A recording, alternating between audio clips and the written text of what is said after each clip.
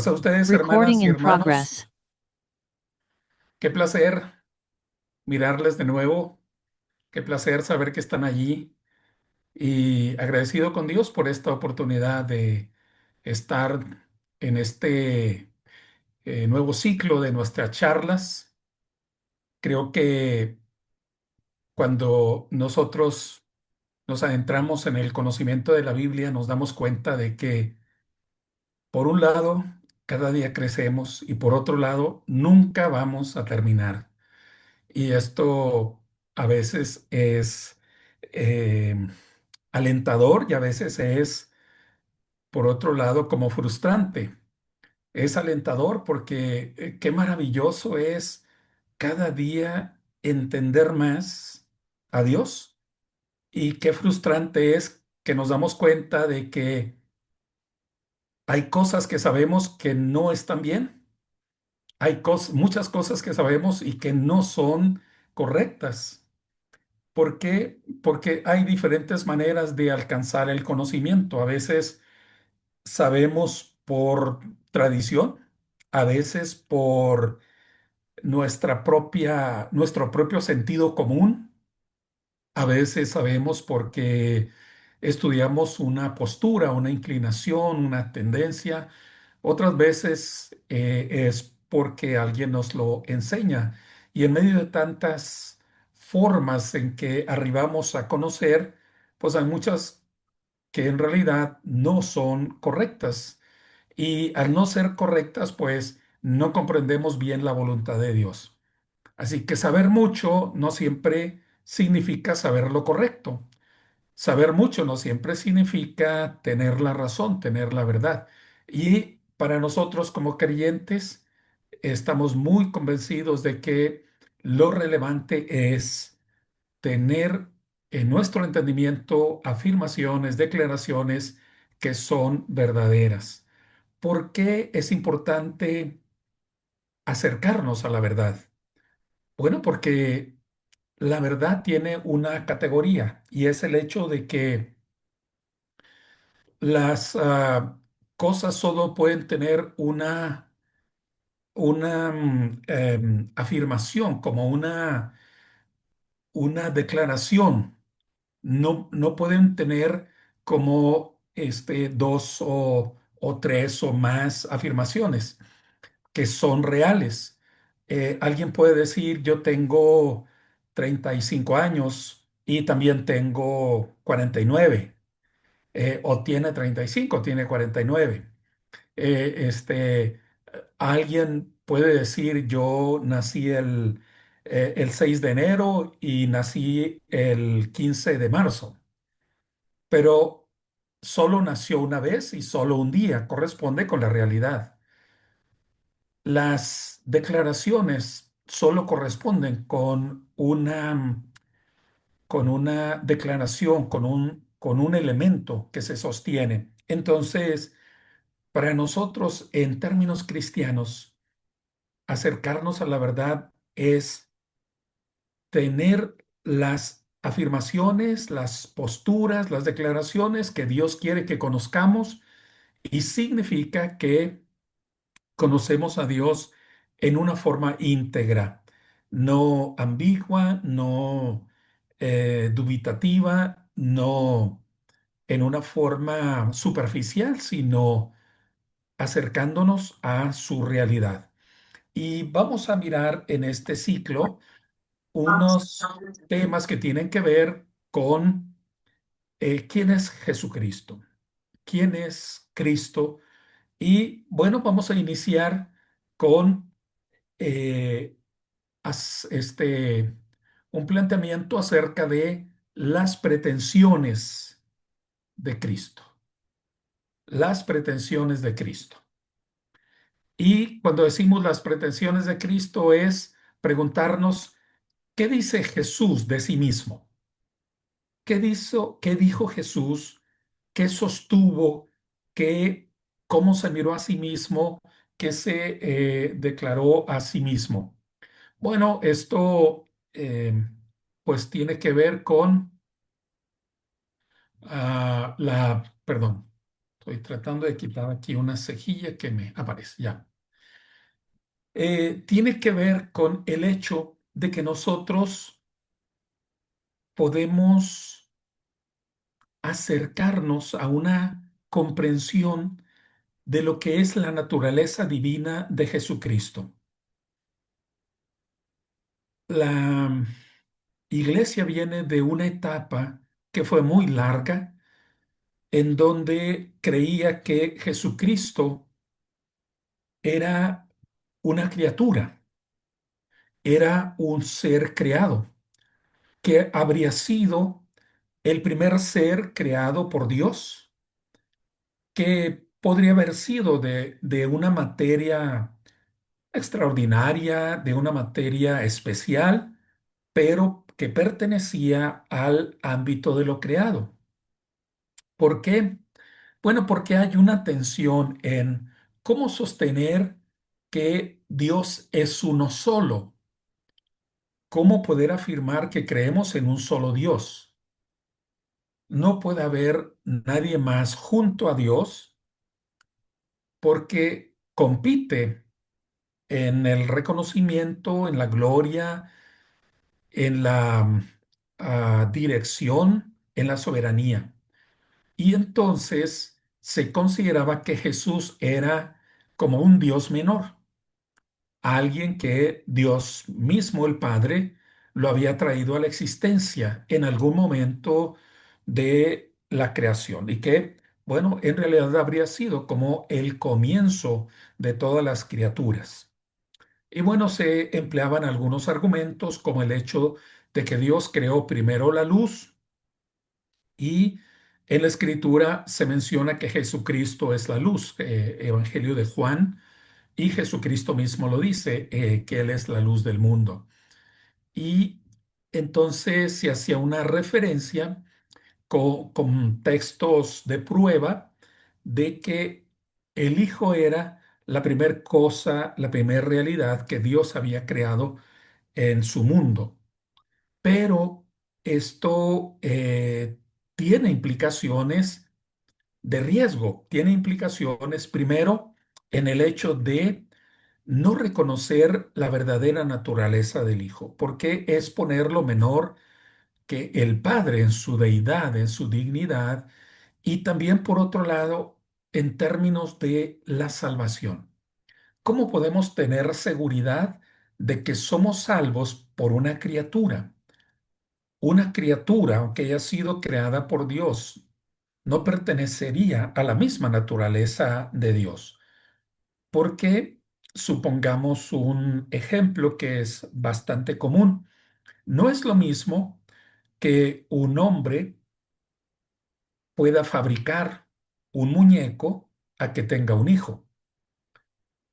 Puede un hombre, por ejemplo, un ingeniero mecatrónico, puede fabricar un robot y puede hacerlo con con muchos aditamentos, con muchas funciones y puede darle una apariencia muy cerca de lo humano, pero nunca tendrá la naturaleza humana porque siempre va a requerir de la tecnología, va a requerir de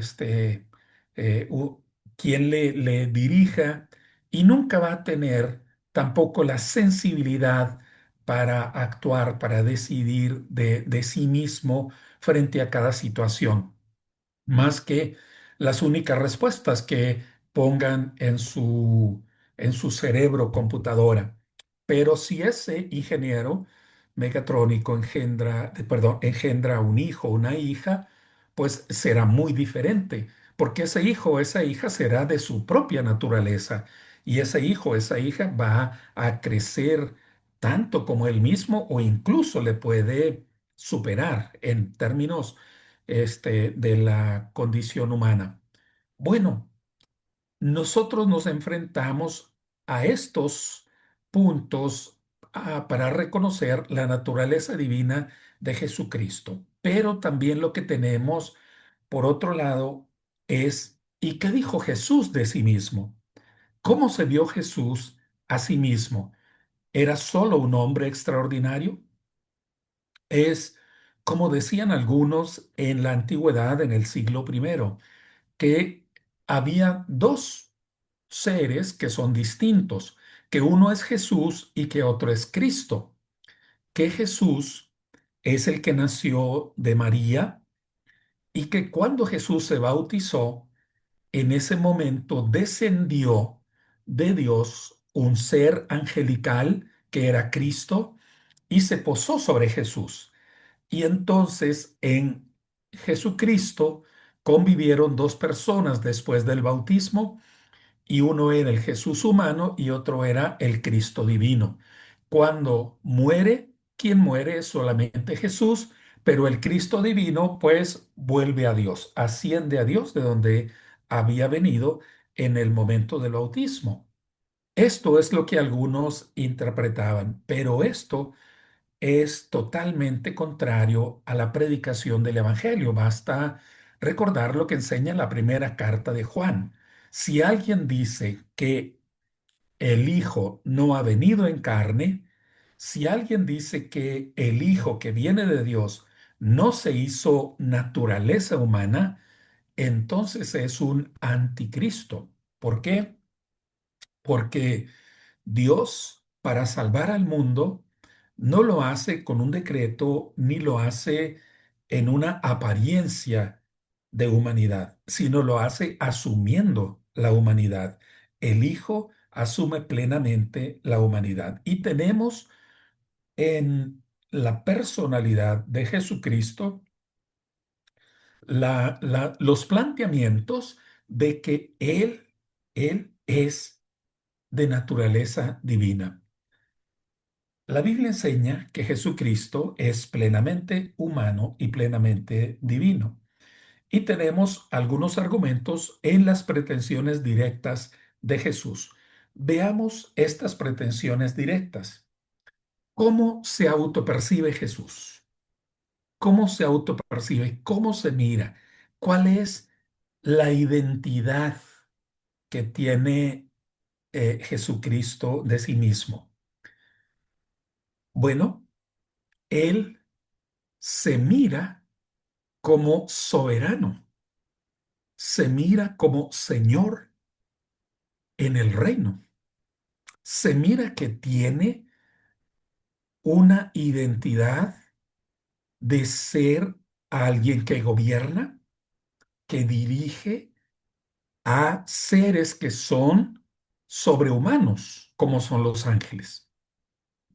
Hay referencias, no vamos a leer las citas, ustedes van a tener el apunte para si quieren repasar las citas, pero ustedes recuerdan que Jesús hace la afirmación en una parábola, o hace la afirmación anunciando el tiempo futuro, diciendo que en su momento, cuando llegue el, el- la circunstancia, cuando llegue el cumplimiento en la realidad de la promesa de Dios, entonces sus ángeles, ¿verdad? Jesús va a enviar a sus ángeles para que intervengan, para que actúen en el reino, ¿verdad? Que Él está proclamando y que Él está viviendo.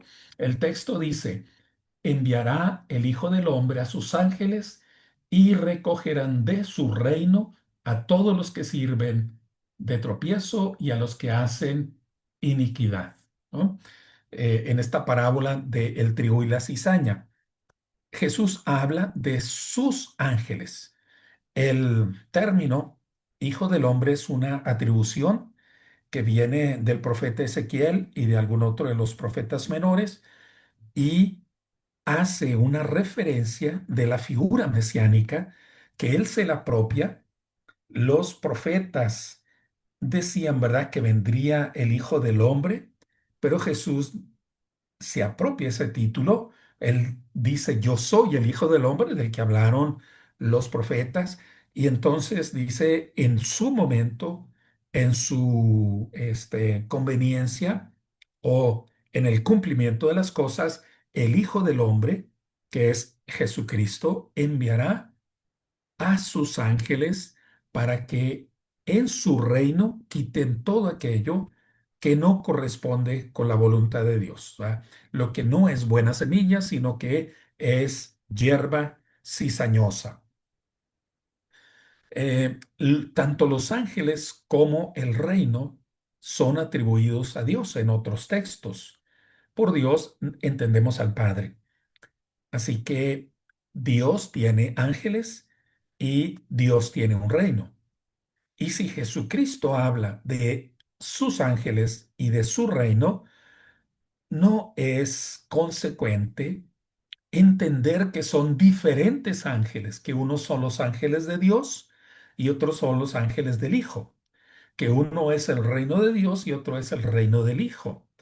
Es el mismo reino y son los mismos ángeles. Pero Jesús se percibe, estamos viendo que esto no es después de la resurrección. Esto es durante su ministerio, durante la predicación que tiene Jesús. Hay varias referencias de cómo él hace una apropiación de las señales mesiánicas.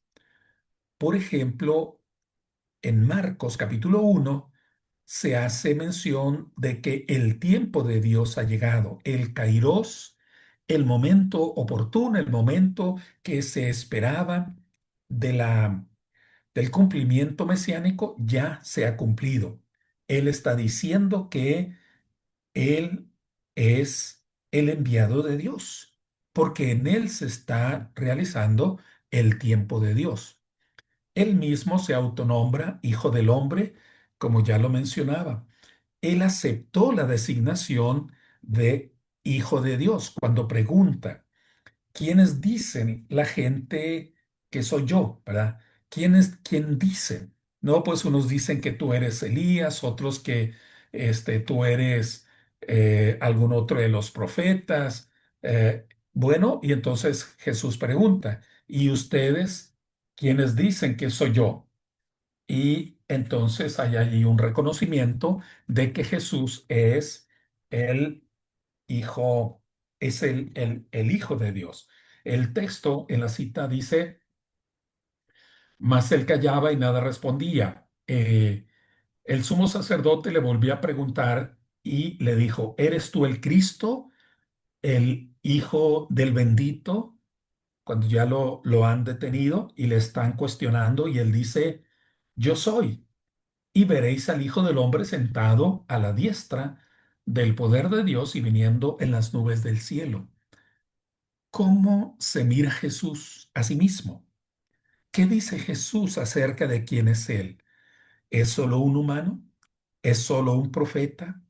¿Es solo un predicador? En estudios teológicos de los últimos 100 años, hay una definición de Jesucristo como un maestro cínico, como un campesino del Mediterráneo, como un profeta de la tradición hebrea, como un hacedor de milagros que se llama taumaturgos, como eh, un, no sé, descendiente de David en la realeza. Hay distintas definiciones de quién es Jesús, pero todos asociados como su nombre extraordinario a la manera de los hombres del Antiguo Testamento o de la imaginación y fantasía que tenía el pueblo de Israel. Pero Jesús ve algo más en sí mismo. Él se mira a sí mismo como el Hijo de Dios. Y la otra cita de Marcos 8 27 al 29 pues es la afirmación de Pedro cuando lo reconoce como que Él es el Cristo. Él es el Cristo, Él es el enviado de Dios. Él se mira a sí mismo como el cumplimiento de los anhelos de los antepasados.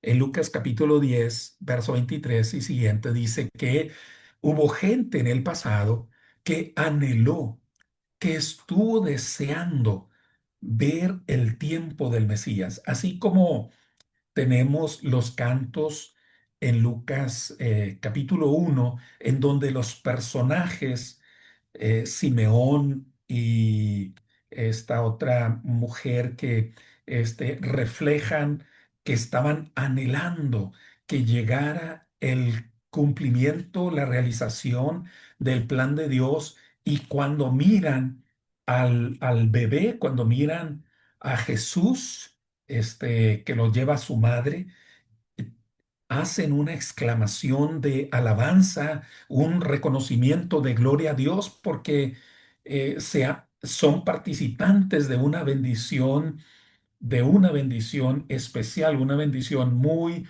particular, como es los cantos que tenemos ahí de Simeón. Bueno, es el capítulo 2 de Lucas, ¿verdad? El canto de Simeón y la adoración de Ana, la profetisa, porque estaban anhelantes de ese Mesías, de ese enviado de Dios, y ahora en la persona de Jesús, aún siendo bebé, ven el cumplimiento de esa promesa. Jesucristo presume una relación con Dios como su Padre.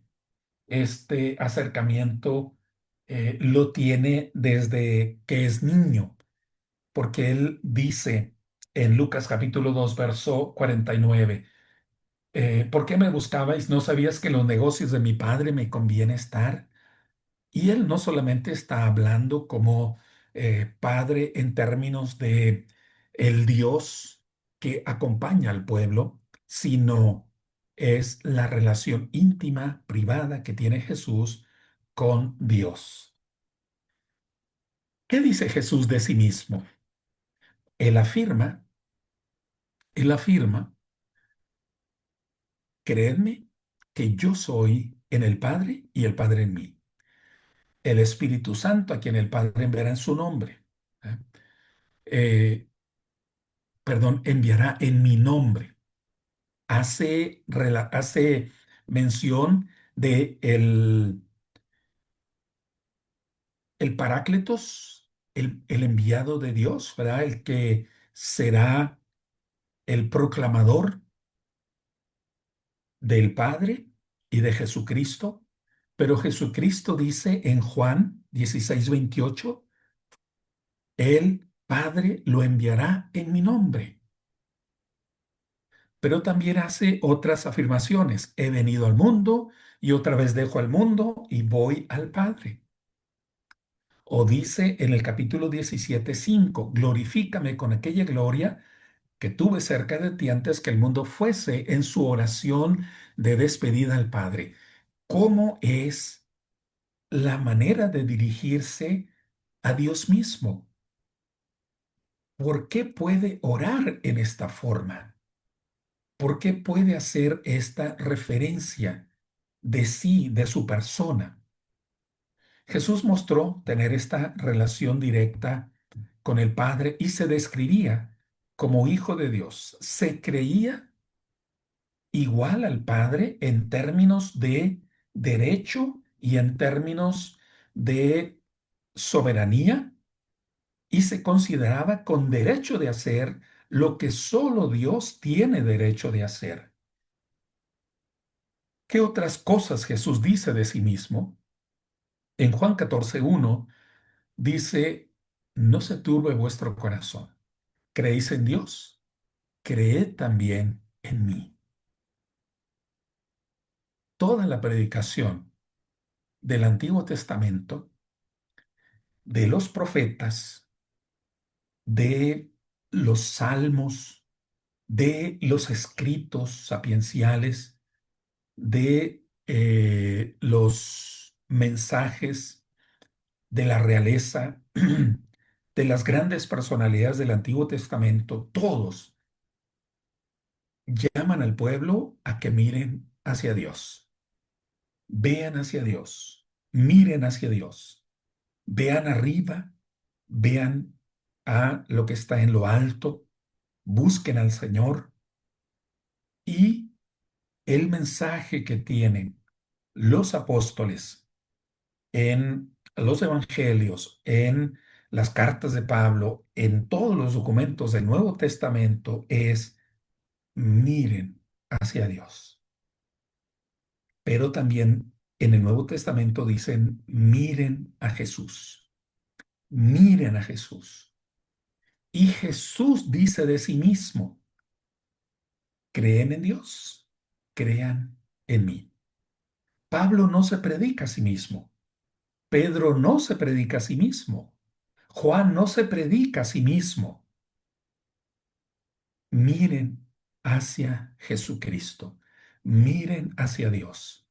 Todo es remitir hacia la gloria, hacia la exaltación de Dios.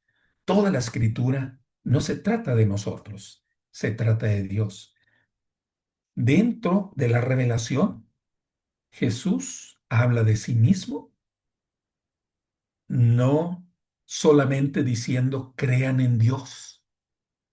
Él tiene el atrevimiento de decir crean en mí. Ningún profeta del Antiguo Testamento se autoproclama crean en mí. Ningún apóstol se autoproclama crean en mí. Todos es apuntando y es miren al Hijo de Dios, miren a Jesús. Pero Jesús sí puede decir, miren a Dios y mírenme a mí, porque el que me mira a mí, mira a Dios. Y entonces no se puede separar la fe en Dios y la fe en Jesús. Hay algunos evangélicos que hacen una división y hay algunos que dicen yo solo creo en el Padre y otros que dicen yo solo creo en el Hijo y otros más que dicen yo solo creo en el Espíritu Santo. No puede haber una parcialidad, no puede haber una relativización. Nosotros tenemos la revelación plena de Dios como Padre, como Hijo y como Espíritu Santo. Y no hablamos de la Trinidad, pero hablamos de que en Dios está esta plenitud de la divinidad. Hay una plenitud. Lo que representa el Padre y representa el Hijo y representa el Espíritu. Por lo tanto, nuestra fe no se puede separar y solo afirmar, solo creemos en Dios o solo creemos en Jesús. El siglo pasado se tenían nociones de que el gran olvidado en la divinidad era el Espíritu.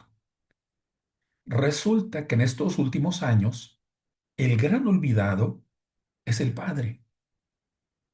El gran olvidado es Dios mismo, porque algunas personas solo quieren como el poder del Espíritu Santo o solo quieren como el amor emocional de Jesús.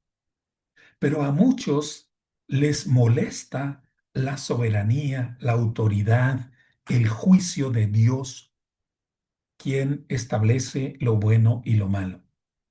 No se puede separar la fe en Dios o en Jesús. Jesucristo afirmó que era preexistente. Antes que Abraham fuese, yo soy. Antes que Abraham existiera, yo soy. Él tiene una condición previa a la historia humana. Jesucristo viene de Dios, viene del Padre, pero Él fue engendrado en la eternidad. No se puede afirmar un comienzo en la historia de Jesús, pero cuando toda la realidad de esta creación inició, el Hijo ya estaba. Colosenses lo explica muy bien. Y también Juan capítulo 1. En el principio era el verbo y el verbo era con Dios y el verbo era Dios. Y luego también en el verso 14 de Juan 1, el Verbo se hizo carne y habitó entre nosotros. El Hijo estaba con el Padre en la creación cuando todo comenzó, cuando se dio el inicio, cuando comenzó a existir esta realidad, el Hijo ya estaba. Y esto a ojos o a oídos de los judíos era una blasfemia.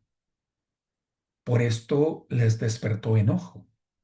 ¿Cómo puede decir que es antes de Abraham? ¿Cómo puede ubicarse como previo a Abraham? Si Jesús no era Dios, esta afirmación era una blasfemia, ¿verdad? Esto sería una total y absoluta blasfemia.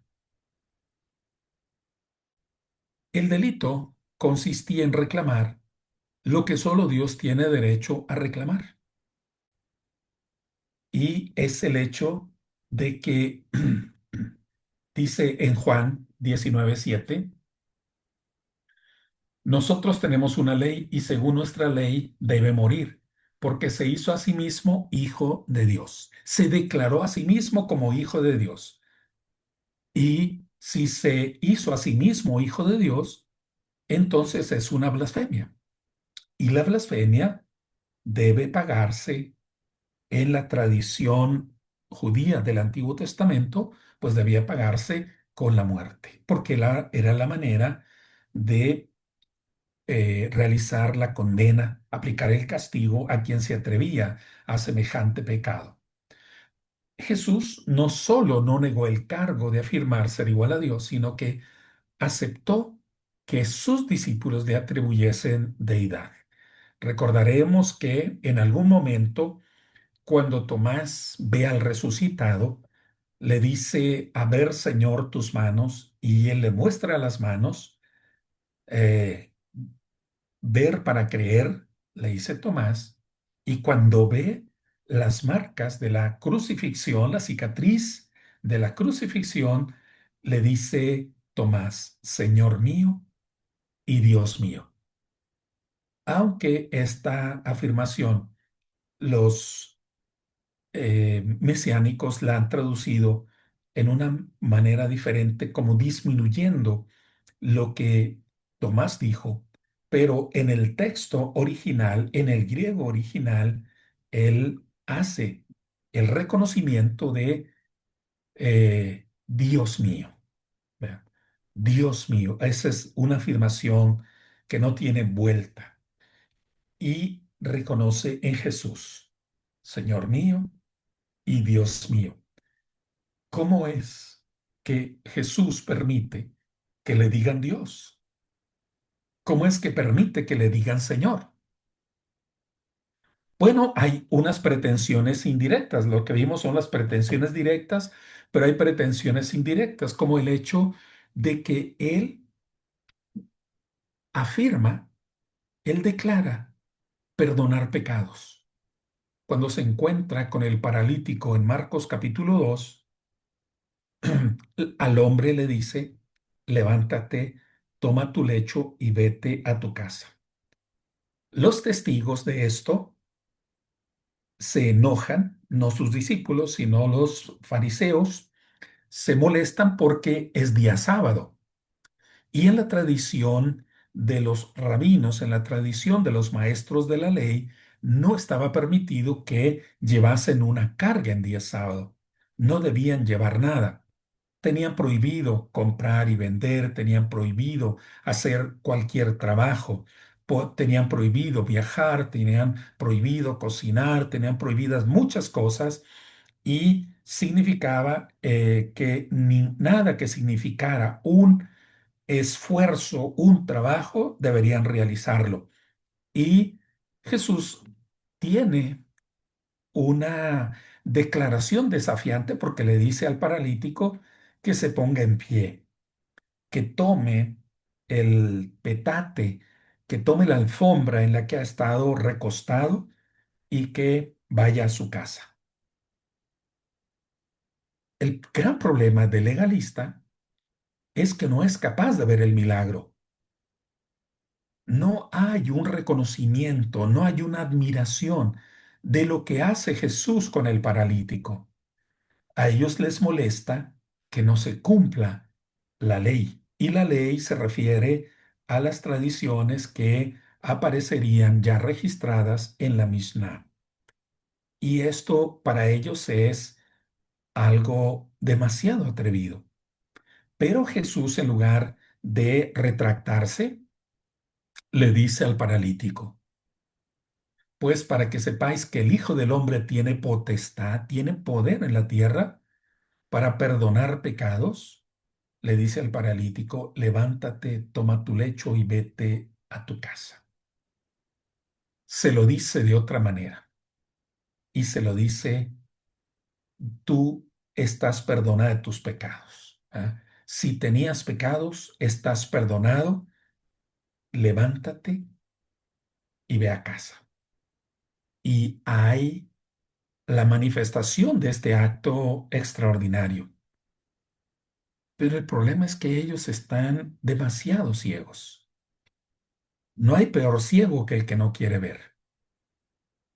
Pero Jesús, al perdonar los pecados, está haciendo una referencia de que Él es divino. Porque ¿quién puede perdonar los pecados sino Dios? Usted puede perdonar la falta que hayan cometido contra usted, pero solo Dios puede perdonar el pecado. Porque usted puede perdonar a alguien, pero si Dios no lo perdona, la persona no está perdonada. Segundo, segunda pretensión indirecta, y es el hecho de que Jesús dice que Él tiene poder para dar vida. ¿Eh? Él tiene poder para transmitir la vida. Hay algunos textos en el Antiguo Testamento, como en el canto de Ana, 1 Samuel 2:6 o en el Salmo 119, donde se afirma que Dios tiene el poder de dar la vida o de quitarla. Y esto es algo que Jesús se apropia. En Juan capítulo 11, verso 25, nosotros tenemos el relato del milagro que Jesús ejecuta en Lázaro. Porque él cuando se para frente este, a la tumba, pues va a hablarle a Lázaro y va a salir en vida. Lázaro saldrá caminando en vida, porque esto lleva a la comprobación de que Jesús tiene el poder de dar la vida. Él le había dicho a Marta, yo soy la resurrección y la vida, el que cree en mí, aunque esté muerto, vivirá. Y en el milagro de la resucitación de Lázaro hay esta comprobación de lo milagroso, de lo maravilloso y extraordinario que es Jesús.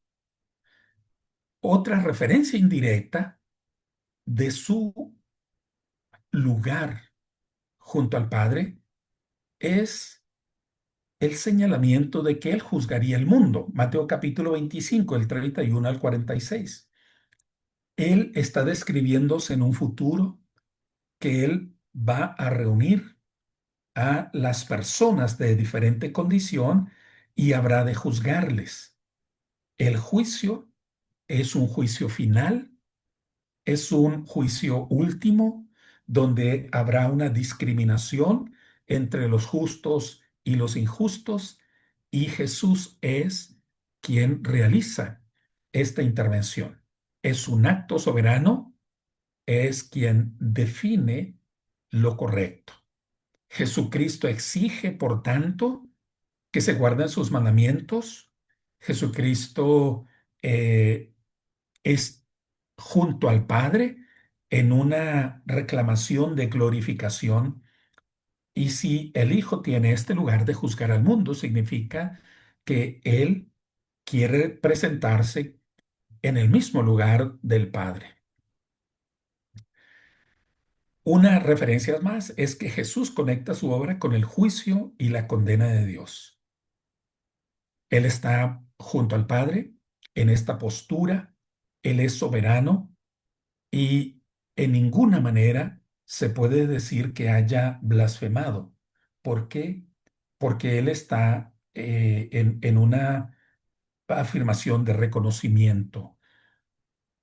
Jesucristo estableció sus enseñanzas por encima de las tradiciones. Oíste que fue dicho a los antiguos, pero yo les digo.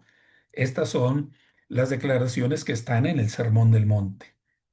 ¿Cómo es que Él se presenta con mayor autoridad? Él no pertenece a una escuela de fariseos ni a una escuela de escribas, pero Él se presenta con mayor autoridad. Él contradice, limita, condiciona las enseñanzas que tenían los maestros de Israel, porque Él hace afirmaciones que están por encima. Les enseñaba como quien tiene autoridad y no como los escribas y fariseos. Por esto, estos frases que emplea, más yo os digo. Oísteis que fue dicho, pero yo les digo. Y él ha señalado que es el camino exclusivo hacia Dios. Yo soy el camino, la verdad y la vida. Él no dice yo soy un camino. En este tiempo hay una postura de pluralismo. Mucha gente dice que todas las religiones quieren lo mismo, todas las religiones buscan lo mismo y al final todas las religiones llevan al mismo Dios, solo que tiene diferentes nombres. Esto no es verdad. No todos, no todas las religiones son iguales y no todos los caminos llevan a Dios.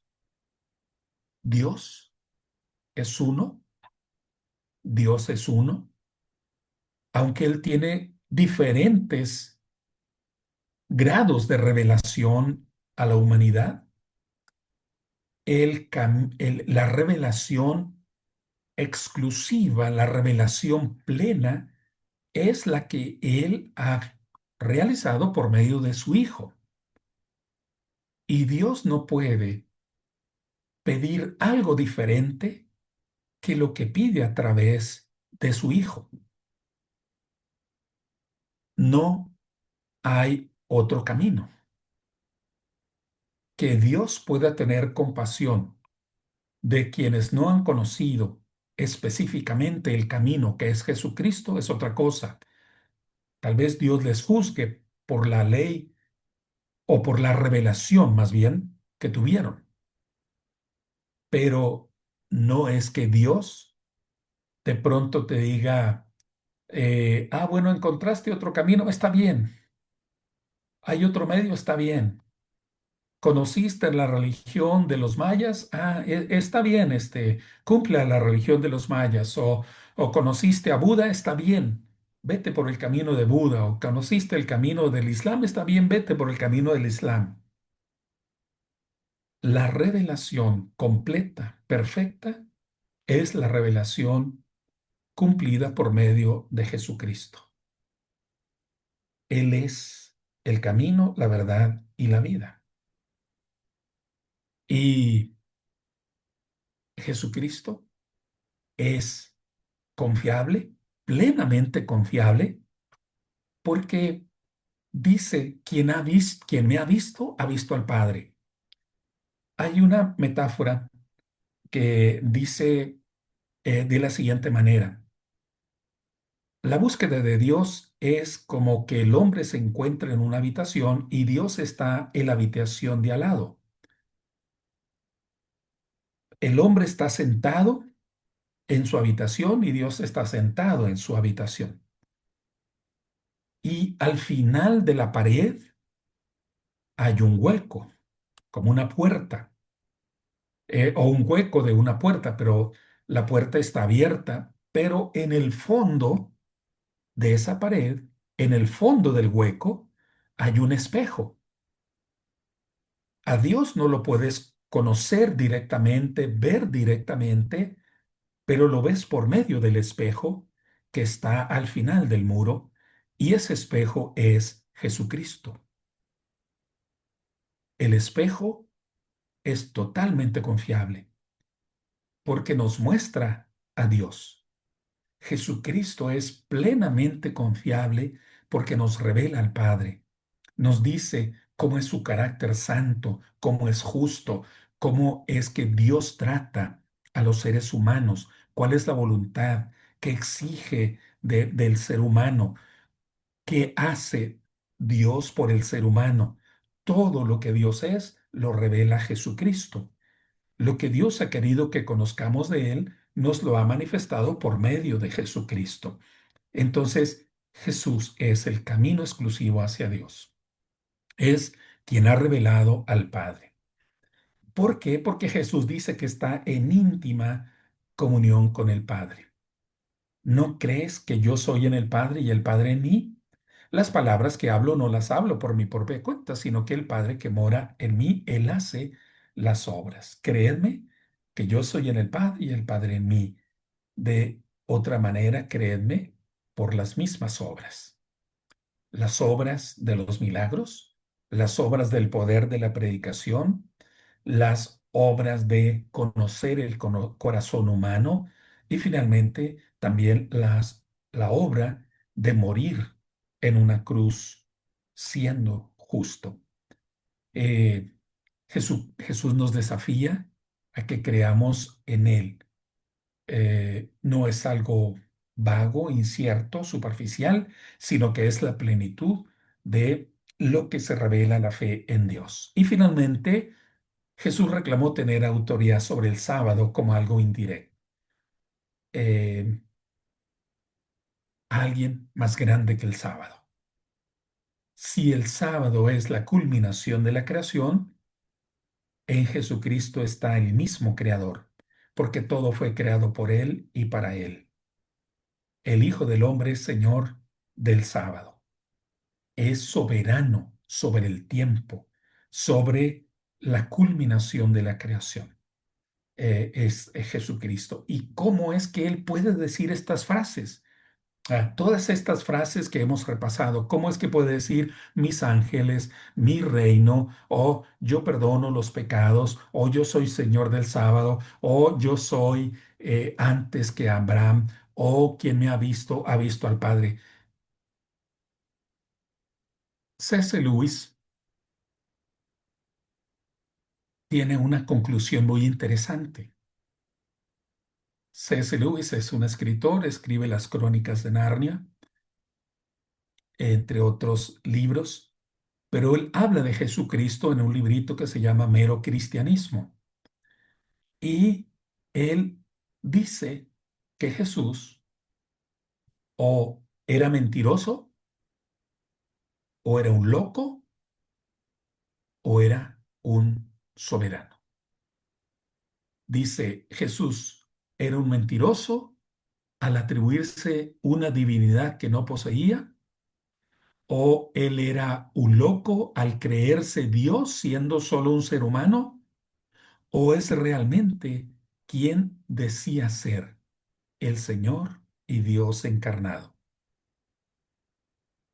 Cuando te enfrentas a estos dichos, tienes tres alternativas. A él le llama un trilema, no es un dilema, sino un trilema. Y el trilema es, ¿era Jesús un mentiroso? Porque Jesús conocía su condición humana, pero deliberadamente engañó a sus seguidores, lo que lo ubicaría como un embustero moralmente reprochable. Y no es por hablar mal de cierto presidente que dice que es maravilloso y extraordinario y que todo funciona a la perfección. Hay personas que mienten sabiendo la verdad. Una cosa es que te equivoques, una cosa es que falles, pero otra cosa es que mientas deliberadamente. ¿Fue Jesús un mentiroso?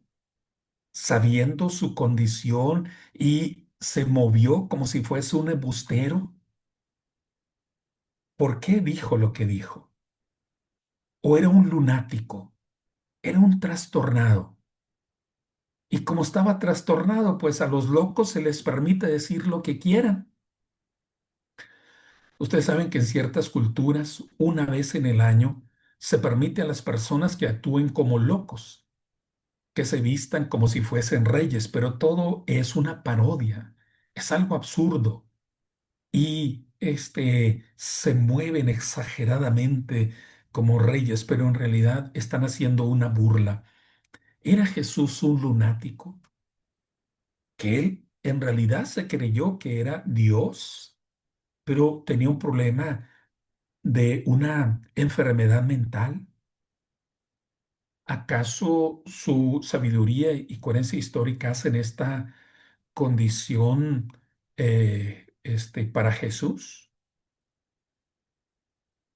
¿O es Señor verdadero?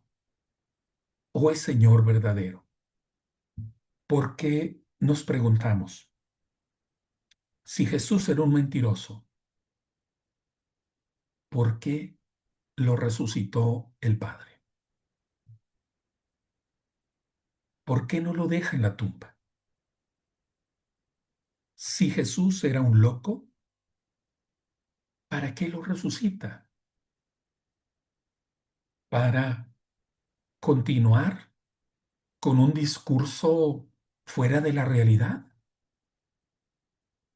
La resurrección significa que Dios confirma que lo que Jesús dijo de sí es verdad, que el Padre lo sostiene, que el Padre lo respalda.